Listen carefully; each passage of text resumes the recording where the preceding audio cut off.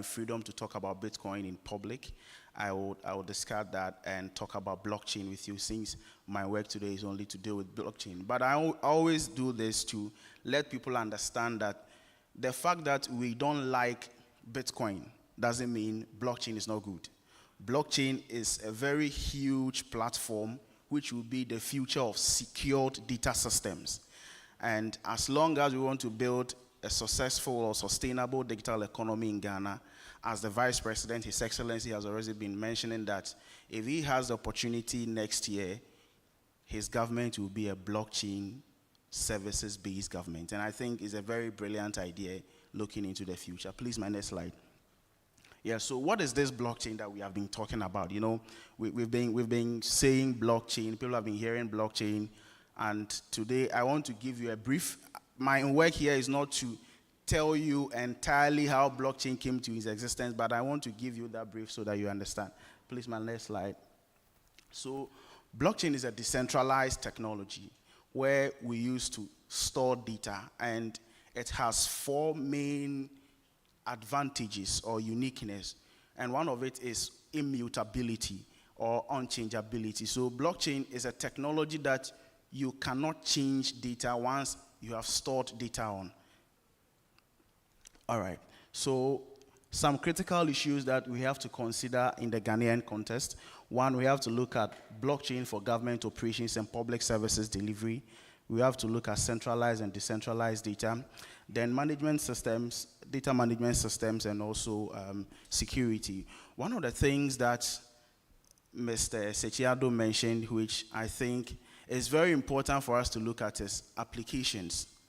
And that is smart contracts and government services, so land registration. Before now, we've been hearing a lot of issues about land registration, people buying lands, looking at examples like you can buy one land to, you can sell one land to 3 different people, or one person can buy land for 3 consecutive times if he likes that particular land or whatever. Now, blockchain can answer that question within a twinkle of an eye, because the technology that blockchain uses to store data is something that you cannot change. And if blockchain has this opportunity, what are the benefits that we have to look at, and also the regulations that we have to have in place to ensure that blockchain is applied and applied beneficially in Ghana. All right, so industrial applications and use cases-oriented development that we have to look at. Then blockchain for business services and profitable venture. For example, we all know Binance. And if we try to understand a little bit of Binance, you'll know that Binance has not really been in existence like some of these technology companies like Microsoft, Nokia, Google, and co. But as I'm talking to you now, Binance is going to have a very brilliant future as far as digital transaction is concerned. And as we speak today, Binance is the largest digital exchange platform.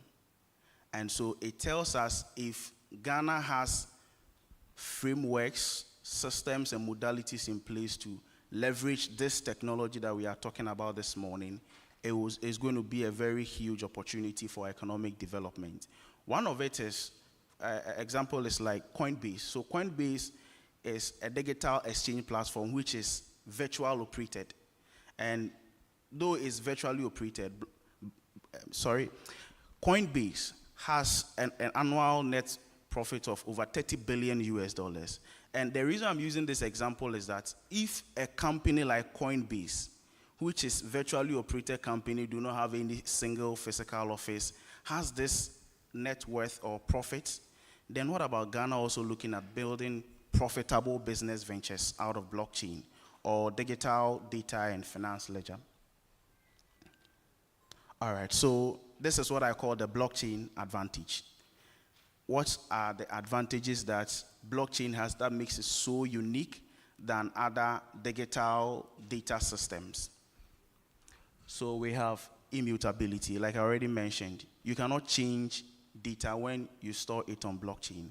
And so the only thing that we need is policies and frameworks to make sure blockchain is implemented very well.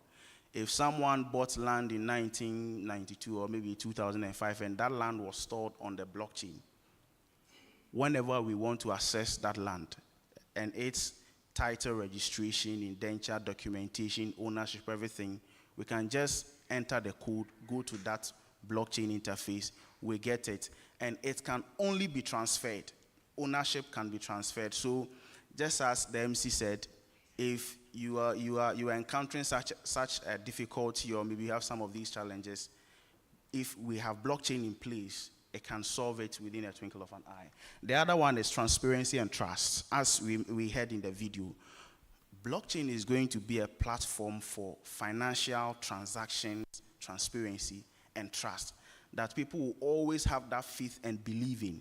Because you know that if you have your data stored with the Central Bank of Ghana and you go to US, it's still the same.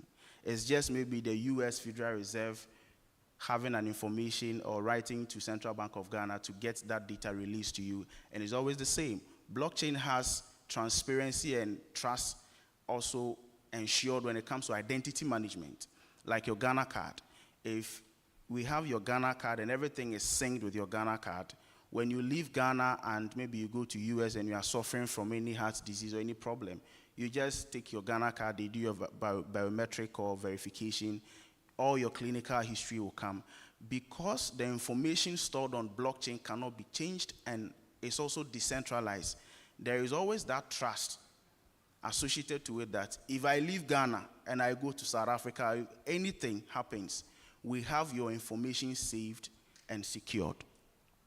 All right, so that's a secure system about blockchain. Though we also have high ensured security. Blockchain has highest and the most safest secured mode you can never find as far as data management and systems are also concerned. And in the digital economy, data is a new oil. We've been mentioning data, but now the issue is the security of the data and also the quality of the data as time passes. So what will be the future of your Ghana card information with Margins ID or whichever central database it is stored with the National Identification Authority 30 years from now? About 2 years ago, the National Development Planning Commission launched the Ghana Vision 2057, which is talking about the Ghana we want. And one of it is looking at a secured, digitalized, and ICT-based Ghana. And in 33 years from 2024, if you have your Ghana card information or everything saved in a database, what will be the quality of that data? And that is what blockchain can assure you when it comes to security at its highest level. All right, so the fourth one is looking at decentralized and universal accessibility. So like I already mentioned, if you are in Ghana and you have your business information, your data, banking transactions, everything, you leave Ghana, you go to Australia. It's the same data, it doesn't change. You leave Australia to China, it's the same data, it doesn't change. So it has that level of universal accessibility, which makes things far easier, better, and accessible. All right, so the benefits of blockchain adoption. 1, blockchain can help the fight against corruption and institutional inefficiency. And this is the biggest opportunity or one of the biggest blockchain can give us. I don't have data offhand by the the Auditor General's office. If we have it right now, it will tell you how much the government of Ghana loses annually as a result of corruption and institutional inefficiencies. If we have blockchain applied to government services, I think that we will save this country a huge sums of money from our daily operations. And I see it as a visionary perspective where the Vice President is looking at the next government operations being blockchain oriented. Already, international communities and other areas have also started applying that technology. 2025, the United Arab Emirates will be the first country to have a full bridge government processes administered blockchain system. And that is an opportunity where I think if we have our Vice Chancellor and our Vice President in office, we're going to have him administering for us. I don't in any way invite a political conversation, but it's an opportunity that if we have something like this going to happen. Also, blockchain is the future of data and information. Imagine the graphic communications group since 1950s to 2025. I think graphics is about 75 years old. And if we have a system that could store all our daily graphic information on one system, that whenever we have any issue with reference, we want to go back to history and get something to inform us on the future, we just have to enter a code, daily graphic 25th July 2024, you enter the code, then it comes. Maybe you go back and enter daily graphic 1996, daily graphic 1974, what happened? Daily graphic, blockchain will open up that information to you. So it also gives you that opportunity to access blockchain, data stored, and other information that are necessary. And that is where I see it as a future of any information that we need to save, data that we need to store for future operations. Blockchain for sustainable jobs and employment creation. I don't have one of my team members here. I would have wanted him to tell you something short when I'm done with this presentation. He's a country manager for No One's, one of the largest blockchain trading exchange platforms in the UAE. And this No One's company employs blockchain developers. They build blockchain communities. And even in Ghana, they have over 2,000 people that they have employed and working right now on blockchain. The other aspect that normally central banks and government do not want to hear is of Bitcoin. But look, Bitcoin is real. One of the future opportunities in the financial ecosystem is going to be Bitcoin. And so blockchain has all these opportunities. In fact, there was a data that I was reviewing about a few days ago that I saw. In the next 10 years, blockchain can create over 2 million jobs. And that is only for remote jobs. The physical job has not come. So imagine you have a building like the Ministry of Communication building, which is a 7-story building, which is full stocked, invested into it, infrastructure-wise, everything, and we are operating a full-fledged blockchain business in that building. Imagine the benefits, the economic opportunities, and the number of people it can employ. And all this is as a result of this technology we are talking about this morning, blockchain. Electronic voting management system. The United States electronic voting management system is built on blockchain. And it's a system where if you are at Maramu Atajiru police station A in secondary Takrade, you vote and the system just counts the vote itself. So you don't need any counting that we pick a long sheet, we count 1, 2, 3, or to wherever, then we say MPP had this number, NDC had this number, you understand?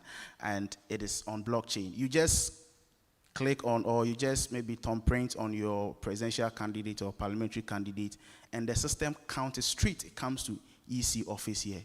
So we may not even need electoral officers all around the country helping us to save cost, efficiency, transparency, and also having the highest level of effectiveness in the voting management system. All right, so blockchain can also enhance government operations. NITA can tell us much more about how they manage the Ghana.gov and other electronic government systems, the smart work solutions and all that. And these are the opportunities that when it comes to the security of data and the processes, blockchain gives us. Looking into the future and the way forward for Ghana, what do we have to do? If blockchain has this enormous benefits and opportunities for us, how do we leverage on that? All right, so we need to build a vibrant blockchain ecosystem in Ghana to support the digital economy. For some time now, I've been learning about how governments make money and how countries become successful. And one of my case studies is UAE. UAE is a very small country that before now we didn't hear of it. But one of the opportunities that I also realized they took advantage of is technology. And some of these technologies are digital economy. Can you imagine? The UAE has a whole Ministry of Artificial Intelligence and the digital economy. And one of their subsidiary agencies under the ministry is a Council for Blockchain and Artificial Intelligence. I have heard the Honorable Minister is working on a national digital economy policy, and I think it's in the right direction. DJ has some visionary thoughts about his ideas about blockchain and how he thinks when we give blockchain the opportunity, we will be able to transform Ghana. All right, so it also involves we building a mass public education and knowledge sharing about blockchain, just as I'm doing here, but it will go beyond what I'm talking about here, where we have institutionalized blockchain, we have training centers, we have entities that communicate blockchain, we have blockchain programs, we have blockchain magazines, information outlets about blockchain, because one of the most important aspects of every country's development becomes its culture. And if culture is the way we live our life, meaning from your birth to death, then you have to regulate the mindset of the person. So you have to look at the amount of information that goes into the person's mindset, and you can control that. We have a Ministry of Information, we have a Ministry of Communication, Digitalization. So all these sector ministries and agencies under them can now channel agenda and effort towards some of these technologies in blockchain that we are talking about, periodic activities. I'm sure in a very short time, we will be able to pick up on the benefits and advantages. And I can see youth, I can see some people are coming from various universities. So these are the things that we can do, partnering university departments to go on. Then we look at blockchain media engagement, just as I mentioned. If Daily Graphic can maybe dedicate one of 8 columns on a weekly basis talking about blockchain, having corporate engagement with media and all that, these are opportunities that we can leverage on. Then industry events, conferences and seminars. So NITA, the Kofi Annan ICT Center, Accra Digital Center, National Communications Authority, and all the agencies responsible for some of these activities under the ministry would come together, leverage on their power of collaboration and initiate some of these initiatives. So basically, we are looking at Ghana, where we have adopted blockchain. We have annual blockchain events, annual blockchain seminars, conferences, and other industry-based activities. Then building infrastructure on blockchain technology. So all that is saying is that we have to look at blockchain technology being the core for infrastructure development. Every database, every information storage will be built on blockchain. All right, so building around what I call the 4 Ps, the 4 S's, sorry. So in everything that we talk about, there are guidelines, there are procedures, there are modalities guiding how things should be operated and it should proceed. And one of these is what I have put together as 4 Ps.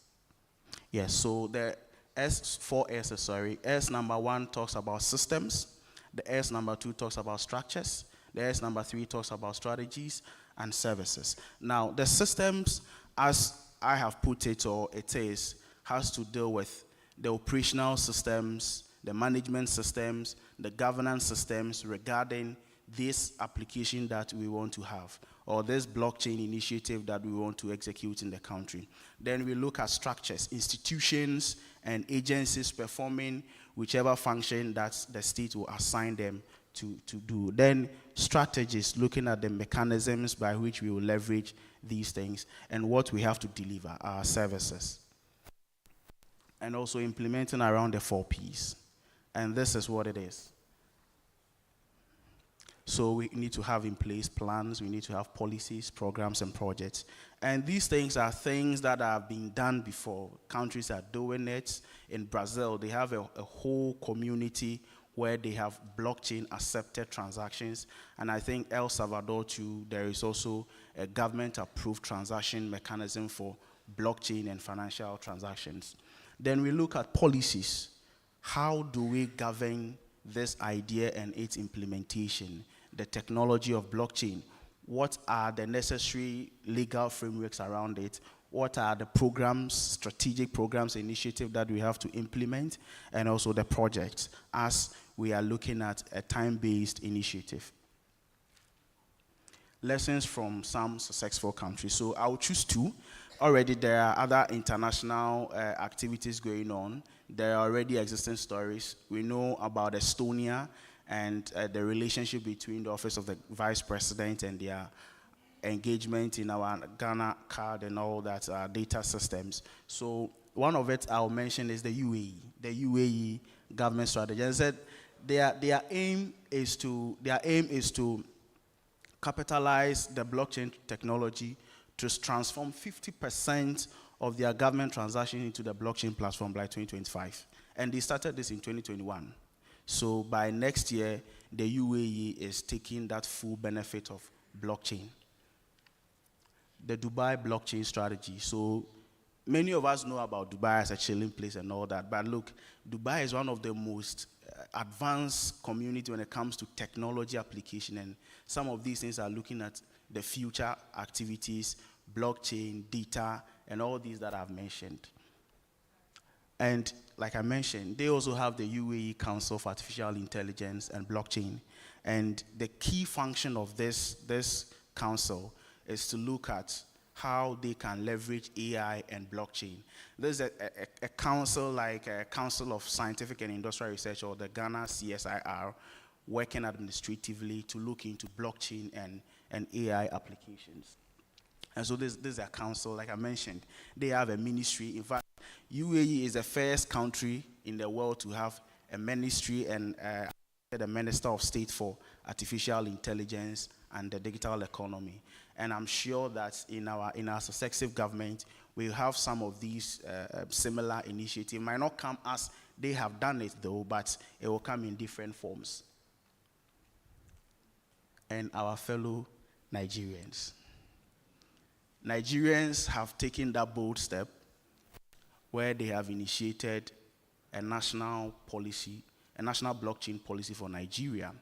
And when I studied that document, in fact, I see some interesting stuff, and I see that there is a future in there because Nigeria has a very wide population when it comes to consumption, when it comes to applications, and also the utilization. So if Ghanaians can learn from some of these existing stories and also fine-tune it to our local standard and within our national frameworks, how it will benefit us. So what can we do in Ghana here, having looked at all these opportunities existing internationally? Yeah, so we have some humble positions that we are making to the government. And we believe as Ghanaians that we wish a very successful and sustainably developed Ghana.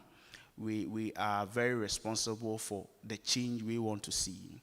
I always say that it is time for technocrats to do what we call the C for C. So you criticize the government to correct, but not to criticize, to demean, or something of that sort. And these are humble propositions based on our expertise, based on data, based on analysis, and based on intelligence that we've built around the world, what we believe if government of Ghana implement, we will benefit. So one, we are talking about a proposal to have in place Ghana Blockchain Act.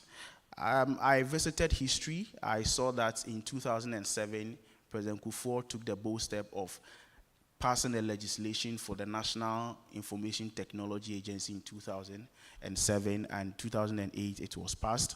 And we see we can also do same here if we start passing or working on legislation for blockchain. Because if we have these opportunities, what do we have to do? What are the legal implications? And this is what we believe is very important. The Ghana blockchain policy, as it can also be advanced from this conversation. So the Ghana blockchain policy and strategy. Then we establish national centers of excellence for blockchain. So maybe we are, all right, out of the 16 regions in Ghana, we build 16 regional centers across the country, Greater Accra, Kumasi, and all that. And these agencies or entities are tasked with the functions of implementing blockchain initiatives around the country.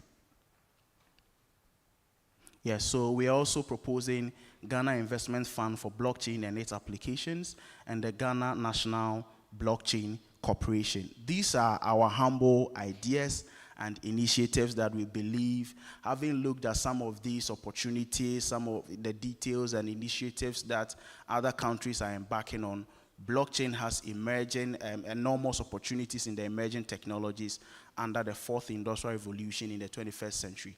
On that note, ladies and gentlemen, I'm Dr. Ohene Asante, Executive Secretary for the World Technology Forum, and thank you so much for your attention. Thank you very much, Doc, for that presentation. A pretty good note to start the day on, because I'm sure you've challenged a lot of minds this morning on what blockchain is, but more importantly, what that could do for us. I like the fact that it is immutable. That means anything that happens in a ledger is seen by everyone who has access to it. That will improve trust. When you have improved trust, it means that there's speed. And you have speed, the world won't leave you behind. So if we're looking to leapfrog, these are very important things that we need to be paying attention to. Our next presentation will be around the topic of smart workplaces. Now imagine this scenario: a life-changing signature for a document, except the person who will sign the document has left their keys at home and can't access their office, or they've traveled and the document is in their, what do they call that thing? The ink tray, or the pending tray rather, and they're not available. Imagine what kind of confusion that would create. But in a world where technology can seamlessly integrate our regular day-to-day lives, a lot can be achieved. You don't need to be physically present in the office to work. I'm actually pushing my employers to allow me to do the morning show at home over Zoom. I mean, I've recorded a series of interviews, pre-recorded them, but I want to push the boundaries and start doing the morning show from home, so I can save on ironing more clothes. I'll only probably just think about wearing a shirt. I'll leave the rest to your imagination, sorry. But in that last presentation, there was something that struck me. I've looked across this room, and quite often we were made to believe that ICT was a space for men. But I'm very happy to see lots of females in this room. Why am I excited? Dubai's council glaringly lacks a female. May that not be our situation. And so I challenge you, all females here, get immersed in this. Because just as you had no control over today being Thursday, you will have no control over where blockchain is taken as well. The only thing you can do is to plug in. With that, help me invite our next speaker, who will speak on the pivotal role of smart workplace in the digital transformation of Ghana. He's a senior technical consultant at eSolutions Consulting, Lukman Enu. Let's welcome him with a round of applause, please.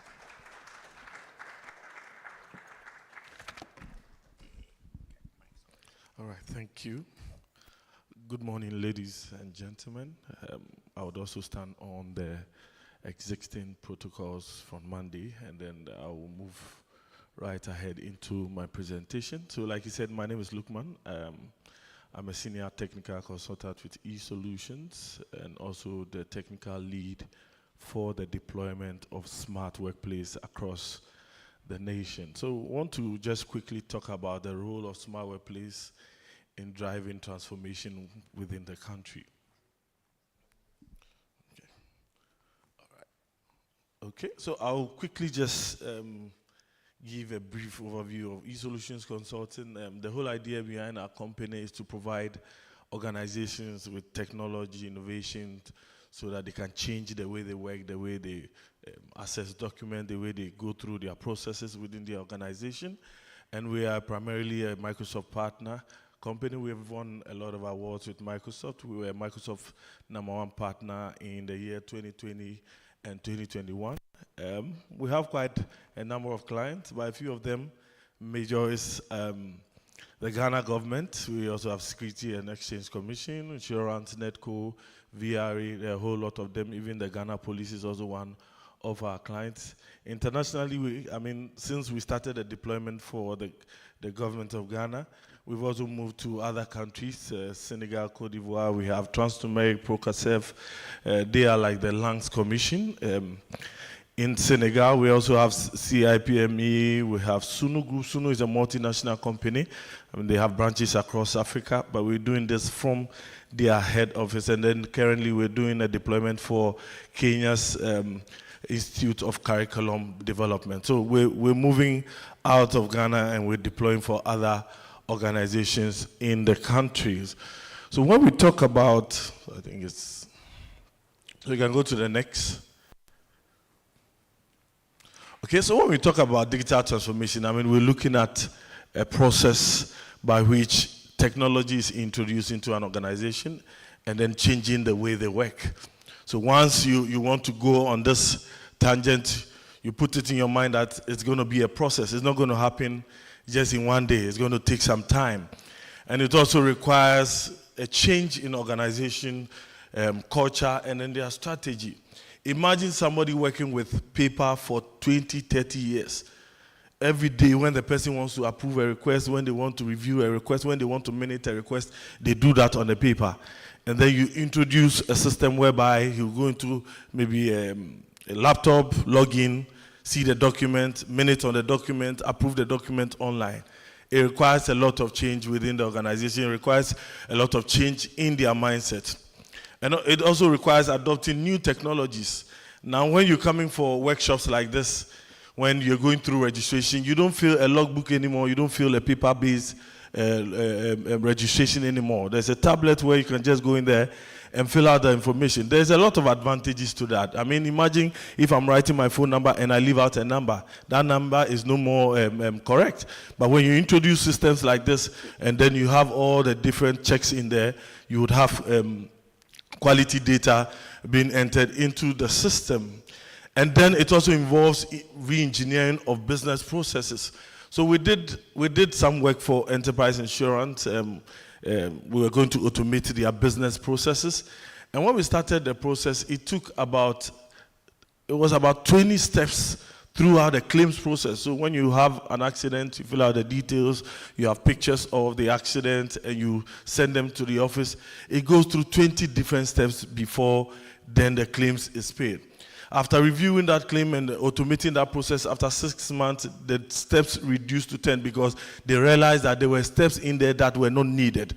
So there were specific individuals, when the document comes to them, they don't do anything. All they do is that they need to have visibility on that particular process, and then they forward it. So anytime you introduce technology, anytime you want to have that form of digital transformation within your organization, you have to also look at re-engineering the business processes within the organization. So we'll move to the next step. So the whole idea behind Smart Workplace, one word for Smart Workplace, is your virtual office platform.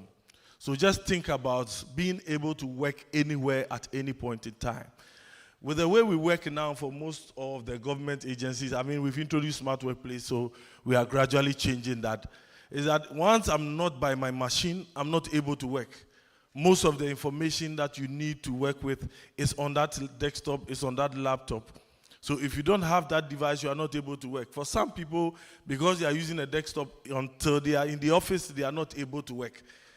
But with Smart Workplace, we are looking at your office being with you wherever you are at any point in time. So for example, let's assume there's a letter comes in for Director General. He needs to minute on that document. He needs to review that document and then also action and assign to maybe a director to action upon that document. He will be able to access that information wherever he is securely and be able to go ahead with the work that he wants to do. So that's the whole idea behind a Smart Workplace.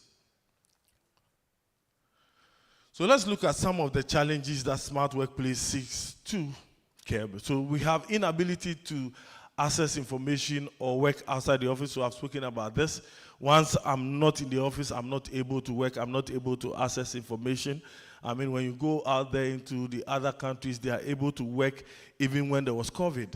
For us in this country and this part of the world, when there was COVID, a lot of operations ceased. But in other countries, they were able to work. Even in their schools, they were still able to, teach. They were able to, go through their curriculum and then go through the year successfully. But for us, most of the schools closed down. I mean, they were closed. and we're not able to go to school, we're not able to work. So there's this inability to access information, and we are not able to work when we are outside of the office. And then lack of secure email. Email is a very basic thing, but trust me, when we started this engagement in 2017, we had government officials sending corporate emails with their Gmail and their Yahoo account. So you can imagine you have a director, you have a minister, you have a head of department using their Gmail to communicate officially, and then they leave the office, they leave the organization, they go with all that information that belongs to that particular ministry. So the first thing we did was to now make sure that every employee of the government now will have a secure email. So when you're communicating, you communicate with your .gov.gh account. So if I want to send an email to DG, I will send it to his .gov account, not his personal email.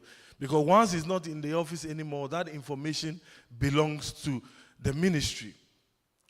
Then we also have the poor document and records management. So you can imagine managing information when they are paper-based. It's difficult to manage. I mean, you can have situations whereby some ministries or agencies will hear that auditors are coming, and then all of a sudden there is flood. All of a sudden there is fire. That is not how we manage our document. That's not how we can manage our records well. So there's that poor document management and records. And searching for information when they are paper-based is very, very difficult. When you have paper documents and trying to search for information, it takes a lot of time to search for that information. And then we also have lack of collaboration. We are not able to work. So we have, let's say, for example, we want to have a management meeting. We have half of the management at home. We have half in the office. And we want to be able to work together. We want to discuss a particular topic. There's a document we need to collaborate on. We are not able to do that. Why? Because until they are in the office, they are not able to collaborate. So this is one of the issues that Smart Workplace is here to solve. Then we have the manual business processes with poor visibility. So for most of the processes that we have in our organizations, they are manual based. So for most government organizations, if you want a memo to be approved, so let's assume you want to raise a request for the approval to purchase maybe a new car, you type out a memo in the paper, and then you take the paper to your director, the minutes on it approved, move it to the next step, and on and on. We are looking to automate this process so that the only thing I'll do is I go to my system, I fill out the details, and then I can route it through the system. And what happens is that you have full visibility on that particular process. So sometimes you send that paper memo, it goes through 4 different people, and at some point you don't even know where the document is. You go to the director in which the document should be with, and then they tell you that they can't find the document, and then you have to go through the whole process again. So you have no visibility on the processes that you are taking. And then there's also the high cost due to printing of large volumes of documents and papers.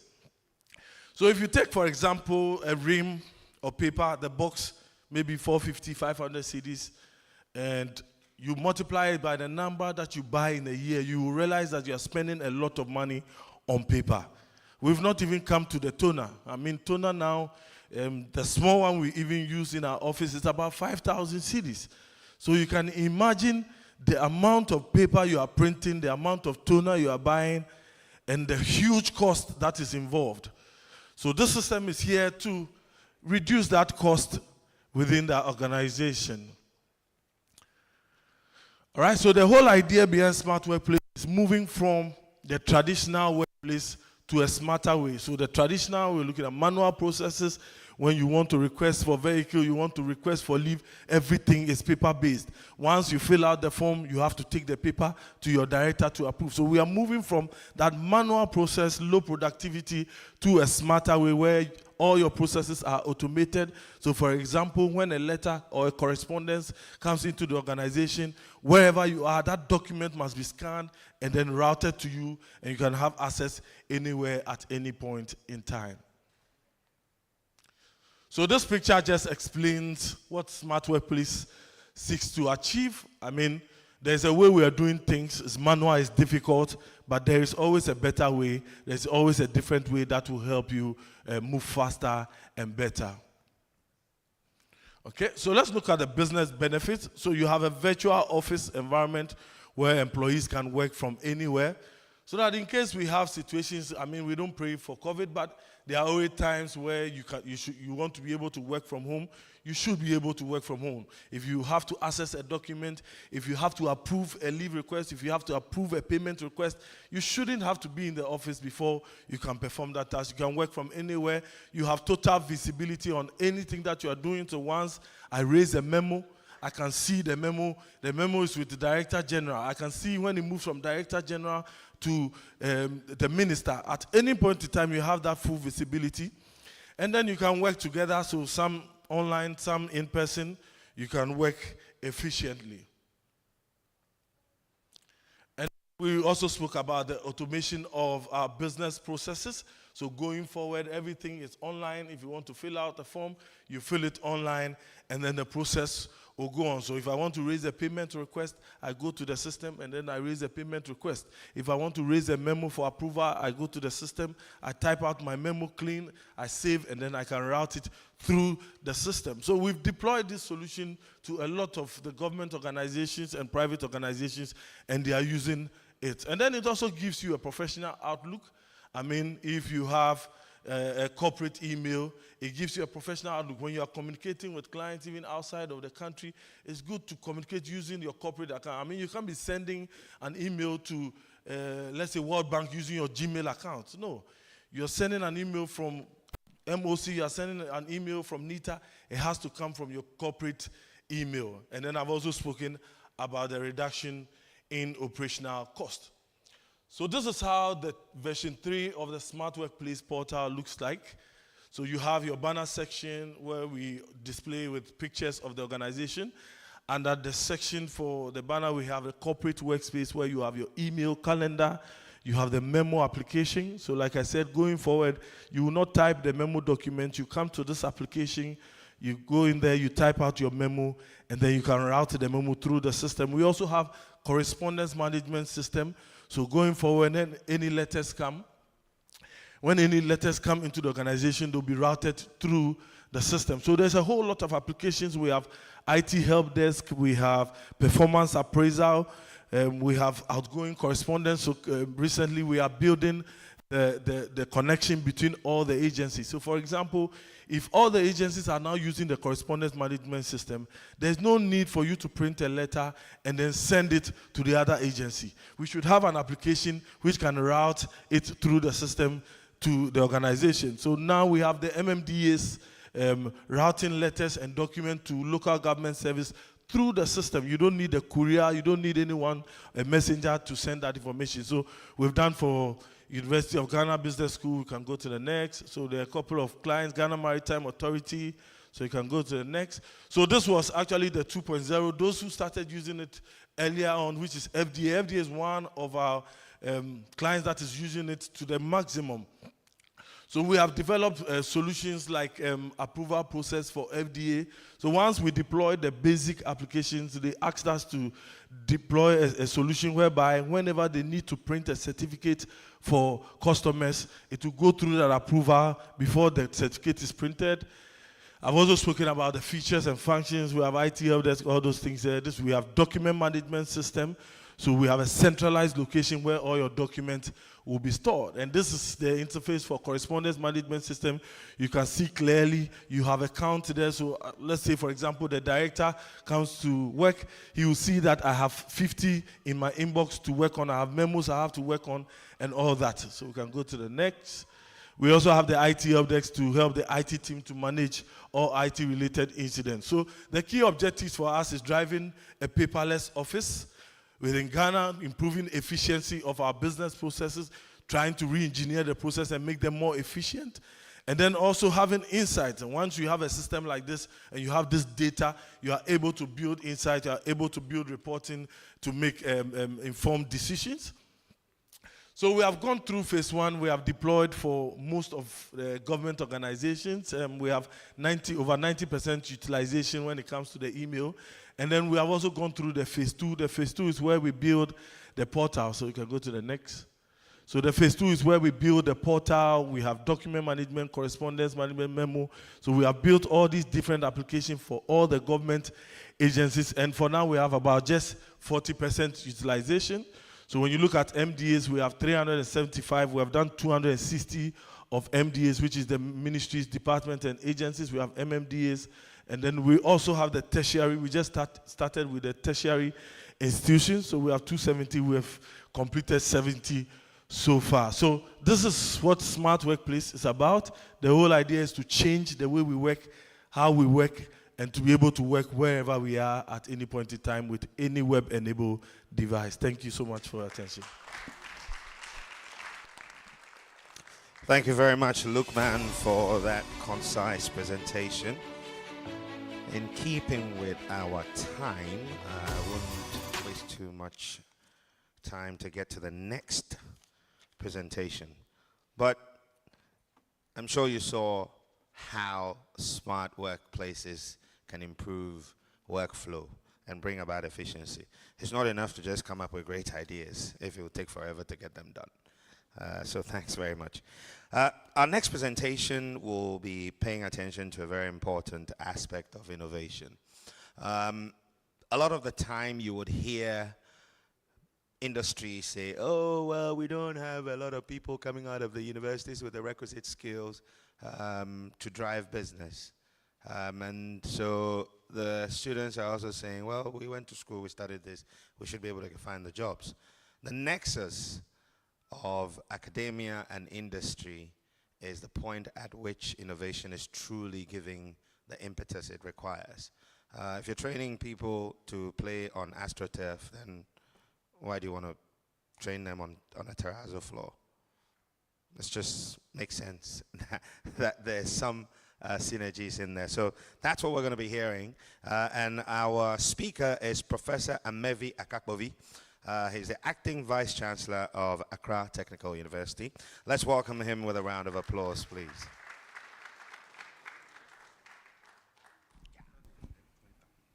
Yeah, the pointer's right here. Please, good morning.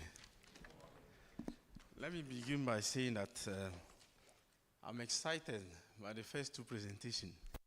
In fact, I realized that we need blockchain at Accra Technical University. We need blockchain to keep the student records. Because one thing you don't like is that you come 10 years after. You know, this year we are celebrating our 75th anniversary. So people have studied in our institution 75 years ago. And they come back sometime, 20, 30 years back, and they want their transcripts. I don't want to tell you how we manage it. But I think with blockchain we'll do better. And I'm excited about the second presenter. I think we need the smart workplace as part of our innovation as well. I'm just doing this so that you can bring the presentation. Yeah, but I think we need it because there are a lot of inefficiencies in the system. Per day, the volume of papers we process can be something like this on my table. It's just that. Sometimes approval for 1 series, 2 series, everything. So sometimes if you pass this through the system, I think we'll gain a lot. And I'm excited that you have started with the tertiary institution, so I will get in touch so that ATU will come on board. Thank you. Thank you, DG, and for inviting me. I would like to give a presentation, though the original idea was industry-academic collaboration. We zoom into a specific topic on catalysts for innovations, driving academic excellence in tertiary space. It's a very important topic because I think that with the advent of the digital era and the innovations that are coming day in, day out, the universities are to innovate as well to keep up with the pace. And therefore, let me just show a few cases, things that have happened, and how those transformations have positively affected the university that you used to know. This is briefly what I'd like to show in this presentation. So 4 important things. Do we really have a need for industry-academic collaboration? We'll talk briefly about that. We'll present a form of a paper. We have a framework and a methodology for a paper we were working out to explain some of the initiatives we have had to undertake and the impact of those in terms of findings and discussion. I will be brief. Let's move to the next one. Yeah, the next one again. Yes. This says that, you see, this building is a very nice building, the Watson AI Lab. It was built as part of a collaboration between MIT and then the IBM. And if you read the text, this was just established in 2017, and it focuses on advancing artificial intelligence, research applications in the area. And the lab works on projects ranging from natural language processing, machine learning to quantum computing, and they came out with a lot of innovative ideas.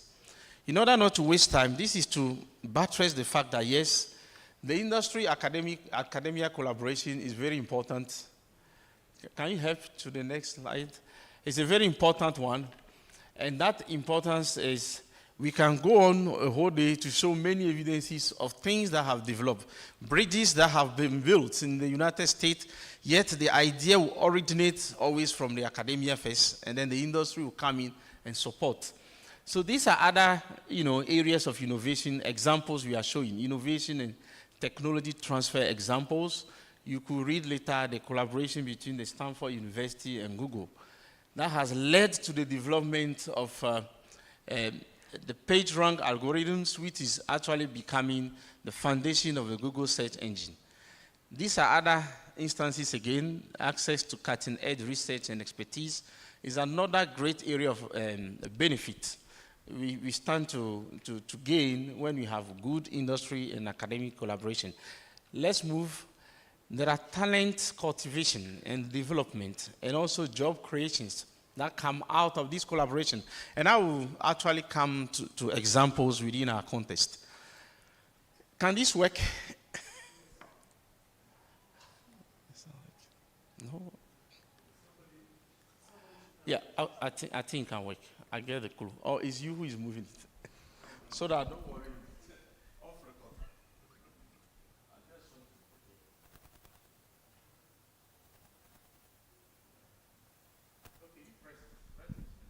Let's see.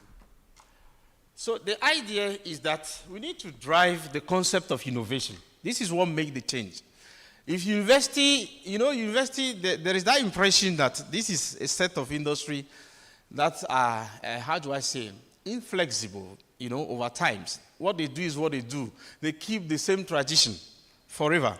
But I tell you, in this digital era, when you don't put in a lot of innovation to make a change, you are actually sinking as a university. You are simply sinking. You see, there are a lot of universities, the competition is now tough, and people want the best. So to keep up with the changes, you need to introduce a lot of innovation. In this attempt of paper we are putting, though there are quite a lot of innovation, I just propose a few ones that we have undertaken, and let's see what impact those have had on the university. Let's move to the next slide. I will come back on them. Let's move to the next slide. These two academic. But things we've done are this. We decided to revise our academic philosophy. This philosophy was informed by the changes that that came up with the fourth industrial revolution, and the need for people to begin to integrate new ways of doing things, like having a bit of emotional intelligence, integrating things like blockchain in curriculum, and then integrating even other things. For instance, a bit of generative AI will help, because the metaverse technology, IoT, cybersecurity, all these things have brought a great difference in the way, curriculum ran in the past. So if you keep running curricula that do not have any impact on job in today's society, then they are useless. So first thing we did is to go back and develop a philosophy, and I'll show a framework about that quickly, that integrated some of these things. And based on that, we pursue new programs. And we're able to get a number of accredited programs. I will show that. Second thing, especially when we entered the COVID-19, we realized that we needed to go for, even though we don't have the smart workplace yet, we needed to go for a blended mode of learning. That is alternating between face-to-face and online. And it wasn't obvious at the beginning, but I tell you, we were able to drive it, and we are still using it up to now. A survey will always show some people who are not happy for one or two things, but many who are happy for the flexibility afforded, the data that is constantly available, the repetition of learning, because people record their Zoom and they put on the platform something you don't understand, you can go back. And then the learning management system we build together with it, that supported training. It has become one of the flagship things we've done in the university that attracted a lot of people, especially those in the working places who do not have time to sit permanently in the classroom. Let's move on. It's just 5 initiatives. We realize that organizing a number of these activities that drives the TVET aspect, like exhibitions, workshops, to show the caliber, of students, the creativity in them, has a big role to play in attracting students and even giving confidence to the students you have already. This has been very instrumental. I will show the result related to that. And I think people want to enter university today. Everything is being seen as business. Primarily, you are coming to university because you want to study and earn your certificate and use it for a job. But I tell you, because of some collaboration we've established, we have had people who have normally finished school. Because if you have somebody who finished masters and is applying for BTech, what do you understand by that? Do you think you want to study again? But because he saw that BTech will land him in the United States, because there's a collaboration between the university and US. He saw that BTech will land him maybe in London. So you want to pass through that channel and go. And I'm telling you, this innovation can attract people. Let's move on. I will show you a few of them. I mean, this is, for instance, a framework, something I hardly show outside. But this is a framework on how we redesign a 4-year program, for instance. These columns are indicating, for instance, from semester 1 all the way up to semester 8. You see workplace internship in the first, second, and third year. At some places, you see courses related to Fourth Industrial Revolution, and many courses on critical thinking scale, for instance, a bit of computer applications. And these actually dominate all the programs. The green area is the area where you put technical courses, what is purely technical for the person. But it means that whatever program you undertake at ATU of the 4 years, you'll be empowered to some extent with a bit of ICT, a bit of mathematics, a bit of these computer application related courses, a bit of critical thinking, some level of leadership, some level of this and that, entrepreneurship. And that has made a great change. Yes, let's move. This, for instance, I will not go too much over it. This is, for instance, how we play the game of doing the face-to-face and then the blended learning. If you ask me a question, I will come back on it. I don't want to show you fully my techniques. And then, please, you can move. These are pictures, for instance, of exhibition where students have had to demonstrate a number of artifacts they built. For instance, all these things we have seen relate to a project we have undertaken, where students have to design objects and things related to the medical sector. And they're able to build a lot of devices of this nature, and a lot of partnership we forged with other institutions to support the student training activities. And as I speak to you, we have our students going into Germany to compete for a job. This is this collaboration. We have a student at the Marriott Hotel having internship there. We have we have students going to China out of collaboration to pursue further study, and many, many of the like. Let's move on and see. This is, for instance, our partnership to our initiative last year during the cybersecurity, month. We have had to organize a number of events. Those actually have the potential to bring the motivation of the student throughout many things we do. Now, let's move on and let's show some findings. This is where I have interest, so that I'll be short here. Let's move on. I think we can list them first. That it has a lot, these initiatives, I think we have to even reduce them, because the impact we are getting is bigger than what we can take if we are not careful. Increase number of students. I will show statistics. We are almost at 25,000 students, when merely 2 years or 3 years ago, we are 16 or something. So, and students, we have to cut admission in actual fact. Otherwise, we will go to 30 as if you are big as Legon. We are not yet big like that. And that poses a lot of challenges. So increase enrollment and number of international students. While we reckon with some 3 or 4 students, we are in the 200 and more because of the opportunity that this has created. And increased level of creativity. Now we have staff and students who think about what they can create to make a change in society, not just coming to class and go.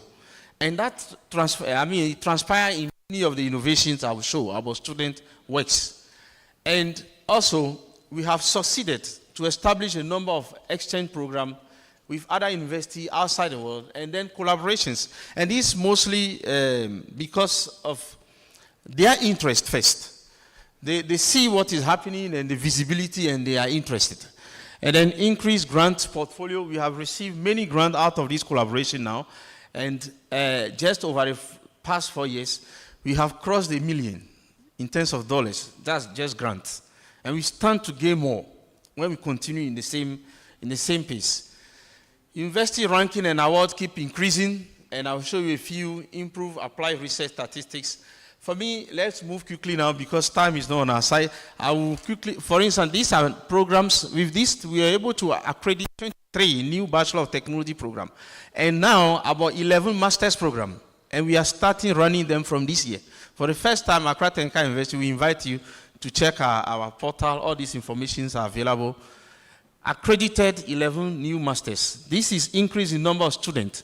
I took this statistics some time back. You see, we are almost getting to 25,000 when we started somewhere at 9,000.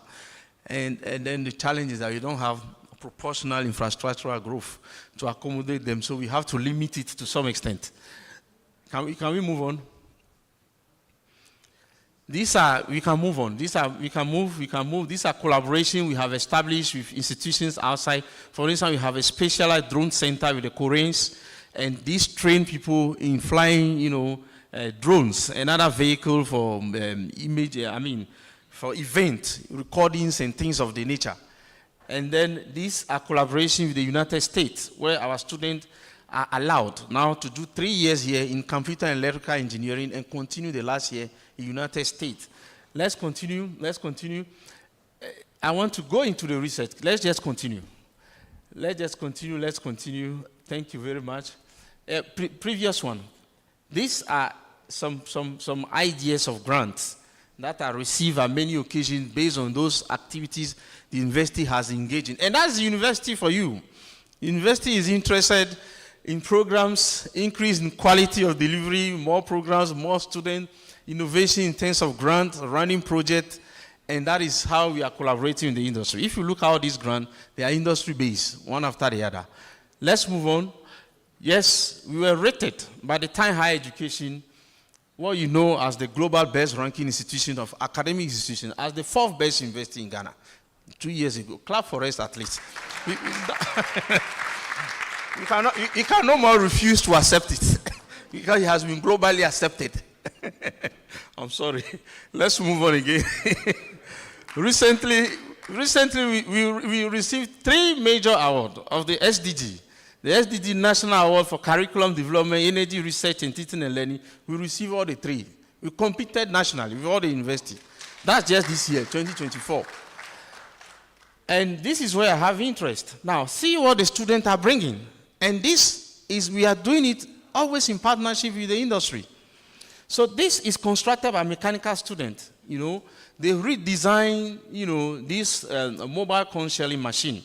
And they demonstrated it, and they have received support from the industry to make it possible. Let's move on. I'll share a few innovations. This is another student project looking at how they can make use of AI to do vision-based system for people counting during events in public areas like here. And these are by students of ATU. Let's move on. This is another great initiative where we collaborated with just one groups of companies, and we're able to transform this tricycle you are seeing, which used to be engine, combustion engine based, into electric vehicle now. And our students succeeded. Yes. And here are their pictures. They succeeded in getting this done. We can move on. These are other, let's move on because of time, but these are other innovation, for instance. We have submitted this to the Food and Drug Authority. It's a snack developed at our place to fight cancer. And we are waiting for registration. So this is how we can drive the innovation out of both staff and students by taking some of these initiatives. So we can move on. I think time will not permit that we go into all.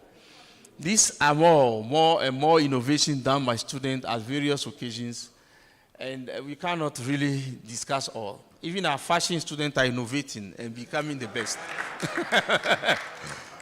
Please, I think we can go to conclusion so that... So innovations in academia have led to very significant benefits contributing to the advancement of our university. And the institution's recent achievement underscore our robustness and vitality. So we recommend that universities should encourage continually this engagement with industry because the benefits are just multiple. Thank you very much. Thank you.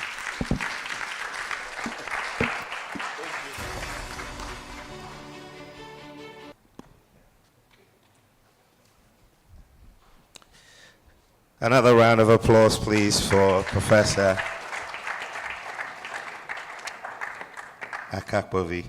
Prof, I have some good friends in the world of fashion. Why do you say even fashion? In the spirit of, this is my committee, I would have made you retract. But I mean, it's very evident that there's a lot of potential when academia and industry collaborate. I'm particularly excited about the food, the guys working on mechanizing stuff, because one of the things that and this could be an opinion that's fabulously wrong, is that I think one of the things that has made China great is their ability to actually create and manufacture their own machines. Because agricultural mechanization, when you research, you realize that China from day one started. Apart from reverse engineering technology from elsewhere, they built stuff that was relevant to their terrain, relevant to their own processes, and that's how you grow. So I'm super excited about what they're doing. I hope that they're able to do some more. Another round of applause, please. So just before our next presentation, which would be on the Google AI journey in Ghana, I'd like to invite our DG, Mr. Richard Ochifosu, to give us a quick word. This is just a quick word to thank Doc for coming. One of the segments of the ICT Week program was to actually have academia come here to exhibit. Unfortunately, we didn't get it the way we wanted it. But next year, God willing, we would encourage academia to come and exhibit some of the research projects that they are doing. You've shown some few. One of my interest as a DG is that I've been going around most universities to see what they have. And I'm constantly they blow my mind every time I go. I go to UNAIR, I go to UMAT, I go to different institutions, and I see what they do in their Innovation Week. I think we need to encourage that participation, that collaboration. On the first day, I said we need to be more patriotic and believe in ourselves in Ghana. And my second point is that we must collaborate properly. We pay lip service to the word collaboration. I think even academia, you guys should even collaborate with yourselves to expand that whole horizon so that we can do better. But I have a question for you, Doc, and I pose this question to the people at UMAT. If you see our buildings, we have this issue where you paint the building and the paint is always it's peeling off and damp rot or whatever they call it. So I asked one of the senior engineers at UMAT, I said, can we not come together and fix this problem? I think most of the paint that we get are from outside. It's not for our context, right? Can we not, I want to throw a challenge to academia that they need to fix that problem. Because you paint a house today, less than 6 months, the whole thing is just, so whether we are not making the cement better or well or whatever the situation is, but we need to find a situation to this issue. That's what I wanted to say. So please take it back to your engineers and then let them look at that for me. Thank you. Thank you very much, DG. So I'll share a very quick story. In 2018, I think it was in November, I happened to attend a conference. It was an Africa-wide conference on data privacy. And a very tall Senegalese guy showed up and presented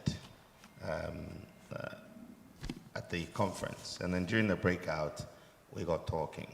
And I discovered that this tall gentleman was heading to Ghana to start the Google AI lab. I'm talking about Mustafa Cisse. Is he still around? No. Ah, good. Yeah, you guys move around a lot.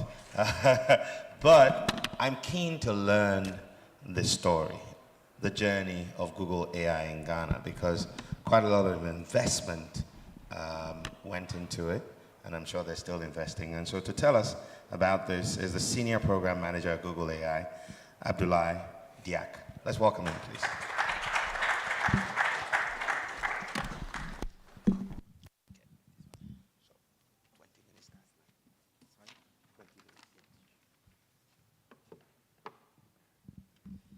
Good morning, everyone.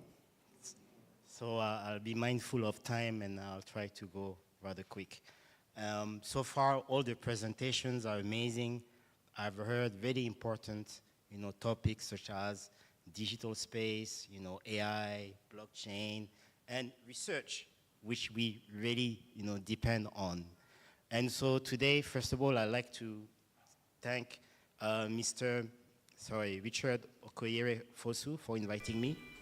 I put these slides together just yesterday and sent it at 1 a.m., so just be mindful. So next slide. So this is our story, actually. We started with a team of 10 people. Mustafa Cisse was here a few years ago in 2018. And this is our initial office, really, just a very small office of 20 seats. That's where we started. It's been an interesting journey. We came to Ghana because things are easy. It's just as simple as that. And to give you an example, just a month ago, I was renewing my driving license, and that took an hour. I know back home in Senegal, it's not that way. And Ghana has portals for pretty much everything. And, that makes things easier. Same thing for immigration. Pretty much everything is online. And my wish, actually, is not to see any paper and pen anymore. I think as a kid, if you are learning to write or draw, this is very important. But in the office, in the hospital, at the doctor, hopefully it will all be digital because it is so important. That's the next phase. And you can see the Honorable Minister opening our new office, which is now can take about 100 people. And it has a tech space where we frequently engage with the community. We usually invite high school students just to talk about what we are doing, talking about AI. And by the way, the Google office is not just AI. We have people doing networking stuff, supporting clients all over the world. So we don't work just for Ghana. We have like international team. Next slide. So Ghana is actually very special if you think about it. For Google, we have less than a dozen places where people are doing AI and machine learning research. Ghana is one of them. We also have a smaller team in Kenya more recently, but in Africa, that's it for Google when it comes to research. Next slide. So our very first project was to work on agriculture. We know it's a lot of people depend on agriculture on the continent. And so we looked at cassava, which we know a lot of people consume, as well as beans. My son, he's hooked on beans and plantain. I'm Senegalese, but every day it's like, Daddy, can I have plantain? And this is part of living in Ghana. But anyway, what we did is we developed a small AI model that can detect disease in advance and tell you, well, this cassava plant is most likely going to have some issues. So all of this was developed in Ghana. We open source the model and the data sets, and now you have people all over the world downloading this model and adapting it to other crops, like maybe cocoa or other type of crops which can have disease. So an important project we worked on was open buildings. And what we saw is that there was a problem in Africa. A lot of the places were not mapped. What you see in the red square over there was simply not visible before our work. And we wanted to make sure that everyone is counted in Africa and the developing world. So we started just with Africa. We wanted to improve mapping for everyone that needs it. Next slide.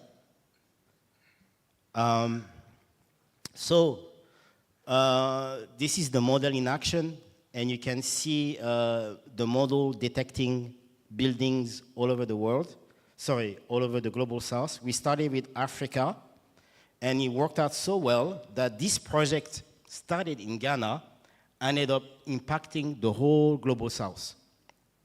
And during this project, I learned a lot of interesting things. Like, for example, if you look at this map, you realize that India has a lot of buildings. And I would say India almost has maybe as many buildings as Africa, if you look at the density. And here, why our data set was so helpful, this is Libya. There was a huge floods, like I think a year ago, and a lot of the houses got washed away. And the blue boxes that you see are actually showing where houses used to be before this disaster. And so you have the UN and other agencies that are now using this data set, which was originated from Ghana. Now, I learned a lot about Ghana as well during this project. Number one, first of all, can you recognize the big cities? Can you see Kumasi? What I learned is that, and sorry for my ignorance, I learned that Kumasi is actually bigger than Abidjan in Côte d'Ivoire, right? And you can see how huge Accra is at the bottom. Anyway, so what we did is we mapped the whole global south, including Ghana, and then today, if you want to download the data sets of every single building we've detected in Ghana, you can actually download it. It's open to anyone. Next slide. So what's next? As I say, Kumasi, for me, I learned that it's quite big. Are you able to play this video? So you can see from, you can see, but from 2022 to today, how fast Kumasi has evolved. And so our next project is what we want to do is not just provide the current footprint of Ghana and the global south, but we want to show how buildings were added since 2016. So how did Accra change from 2016 to today? And we are able to do this using AI. We're able to detect buildings over time and provide this view. And another exciting thing that we're working on is that we're also using AI to detect height. And so for the first time, we are going to release a data set that shows the height of buildings all over the global south. And this is, again, this is work made in Ghana from the team. One thing that an important project we've been working on as well, we wanted to see, can we help with digitizing Ghanaian languages, right? So we know AI is big, but at the end of the day, the interface to AI is going to be languages. And we know that most people, not everyone speaks English. So it would be amazing if you could speak to an AI system in your local language. So a couple of years ago, Professor mentioned how important partnership is between the industry and universities. And so a couple of years ago, we signed for the first time in Africa, we signed up 5 universities. We wanted to replicate what's happening in the US, in Europe, which is close relationship between the industry and public universities for research. So we signed an agreement with University of Ghana, as well as AIMS in Ghana, but we're also working with other universities. But the point is that this agreement opened up joint research. So we're now doing joint research with University of Ghana on Ghanaian languages. Okay, there's no way I can go through all of the projects that we're working on in 20 minutes, but for the last slides, I just want to mention the other things the team is working on. We are working on flood forecasting. So we have a platform where you can see actually today, if you go on the platform, you see that there's likely floods that is going to happen in the north of Ghana during the next few days. We are also working on weather forecasting. We know that weather forecasting doesn't work so well. I used to live in Canada, and I was able to time my exercise going outside to the next half hour because I knew it was going to rain or not rain in the next hour or so. And so we want to have the same data availability. If you're a farmer in Ghana and you're planting tomatoes, you want to know when rain is coming, right? And then the team in Kenya is working on food security. And the whole point is to see how can we predict, using AI, major food crises in advance. Next slide. So this is it. If you want to take a picture of the QR code, it will take you to our website where we we expose all of our projects. And if you want to connect with me and follow up on what's happening with AI in Ghana and Google, you can also just go to my website, abdullahi.ai. Thank you very much.